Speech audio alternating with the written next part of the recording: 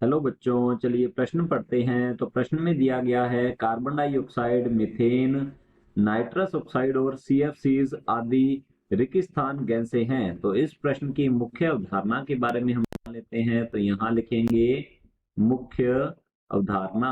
इस प्रश्न की मुख्य अवधारणा है हमारे पास हरित ग्रह। तो लिखते हैं हरित ग्रह प्रभाव। यह प्रश्न हरित ग्रह प्रभाव से संबंधित है। तो हरित ग्रह प्रभाव से हम समझ लेते हैं होता क्या है ये।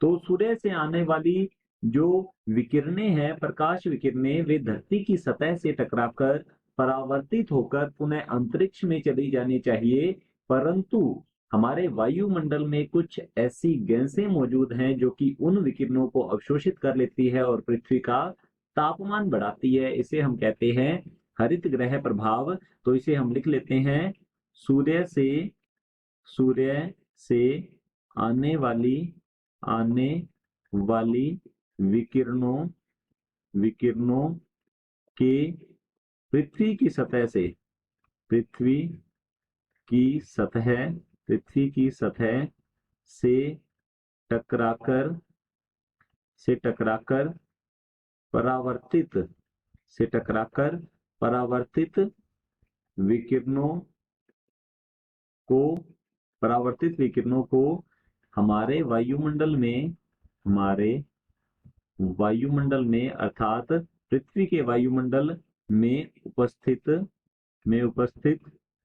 परावर्तित विकिरणों को हमारे वायुमंडल में उपस्थित कुछ गैसों द्वारा कुछ गैसों द्वारा अवशोषित अवशोषित कर लिया जाता है अवशोषित कर लिया जाता है।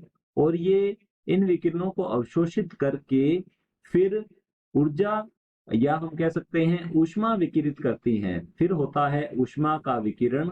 ऊष्मा विकिरण करती हैं, ये ऊष्मा विकिरण करती हैं जिससे कि पृथ्वी का तापमान बढ़ता है, जिससे कि पृथ्वी का तापमान जो है, पृथ्वी के वातावरण का तापमान बढ़ता है।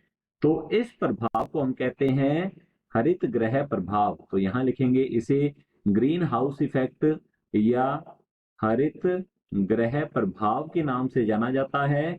और हरित ग्रह प्रभाव के लिए उत्तरदायी जो गैसें हैं उन्हें कहा जाता है हरित ग्रह हरित ग्रह गैसों के नाम से गैसें इन्हें कहा जाता है। हरित ग्रह गैसें जो है ये होती हैं मुख्य रूप से, सबसे अधिक मात्रा में जो हरित ग्रह गैस पाई जाती है वह है कार्बन डाइऑक्साइड। इसके बाद मीथेन, नाइट्रस ऑक्साइड और सीएफसीज पाई जाती हैं वायुमंडल में, जो कि हरित ग्रह प्रभाव के लिए उत्तरदायी होती हैं। तो हमारा जो प्रश्न है carbon dioxide, methane, nitrous oxide और सीएफसीज आदि रेगिस्तान गैसें हैं, तो ये हरित ग्रह, तो यहाँ लिखेंगे ये हरित ग्रह गैसें हैं। आशा करता हूं आपको समझ में आया होगा। धन्यवाद।